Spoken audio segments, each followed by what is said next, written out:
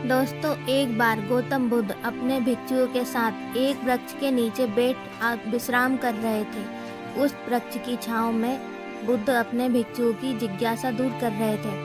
बुद्ध के सभी भिक्षु एक एक करके उनसे प्रश्न पूछ रहे थे और गौतम बुद्ध उनके प्रश्नों के उत्तर दे रहे थे। बुद्ध के उन भिक्षुओं में कुछ भिक्षु ऐसे भी थे जो कुछ समय पहले ही संघ में जुड़े हुए थे, जिसके कारण अभी उनके भीतर वह समझ पैदा नहीं हुई थी जो गौतम बुद्ध के प्रवचनों को समझ सके। गर्मियों का समय था, सूरज अपने चरम पर था और चारों तरफ धूप ही धूप थी, लेकिन उस वृक्ष के कारण बुद्ध और उनके सभी भिक्षु आराम से छांव में बैठे हुए थे। इतने में ही गौतम बुद्ध के एक भिक्षु की नज़र एक बूढ़े व्यक्ति पर पड़ती है जो उस वृक्ष के पास से ही गुजर रहा था।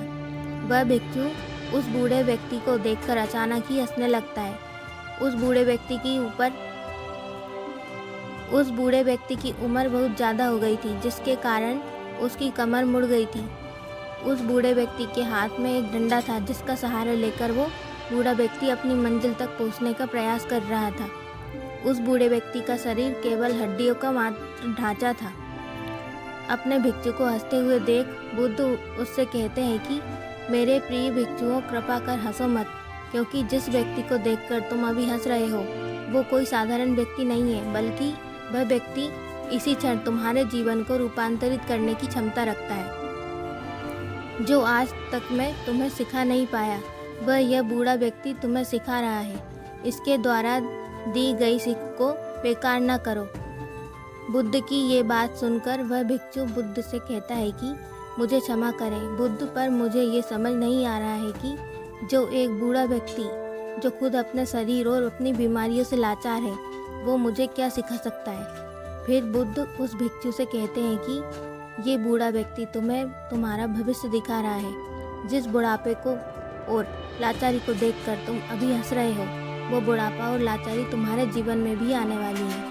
वह बूढ़ा व्यक्ति तुमसे कह रहा है कि अभी समय है, इस स्वस्थ शरीर का अच्छे कर्म करने के लिए उपयोग करो। अगर तुम्हारा ये स्वस्थ शरीर तुम्हारे हाथ से निकल गया तो फिर से वापस नहीं आएगा, और अभी तुम्हारा ये शरीर सही से काम कर रहा है, जैसे कि तुम्हारे हाथ, पैर, आँख, कान और ये सभी चीज़ें सही से काम कर रही हैं। क्या ये छोटी बात है, और क्या तुम इसे मामूली सी बात समझ रहे हो?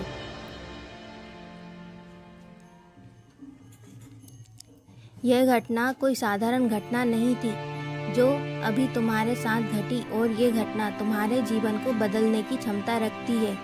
ठीक इसी तरह की घटना ने मेरा जीवन बदला था, और इस तरह की घटना के कारण ही मैं आज बुद्ध हूँ। फिर वह भिक्षु बुद्ध से कहता है कि क्षमा करें बुद्ध, परंतु मेरे मन में यह विचार ही नहीं आया कि मैं उस बूढ़े व्यक्ति से कुछ सीख सकता हूँ। उसे देखकर केवल मुझे हंसी आ गई।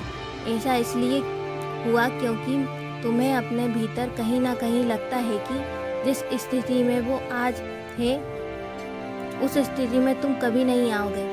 जिस बुढ़ापे का और लाचारी का सामना आज वो बूढ़ा व्यक्ति कर रहा है, तुम्हें लगता है कि उसका सामना तुम कभी नहीं करोगे, इसलिए तुम उस बूढ़े व्यक्ति को देखकर हंस पाए। तुमने सच्चाई को नज़रअंदाज किया।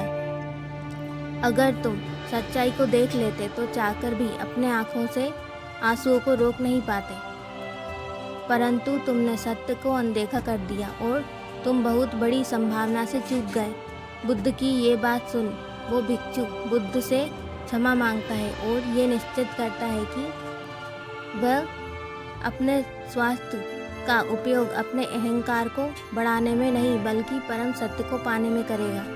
दोस्तों, जो लोग इस कहानी को पढ़ रहे हैं, हो सकता है जो लोग इस कहानी को सुन रहे हैं, हो सकता है कि आप बड़ी बड़ी समस्याओं में हो,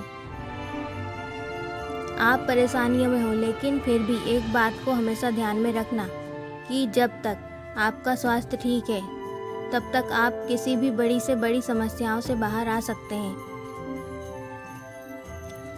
इसलिए बुद्ध ने कहा है कि हमारा स्वास्थ्य हमारा सबसे बड़ा उपहार है जो हमें इस सृष्टि से मिला हुआ है, इसलिए इसका उपयोग सही से करो।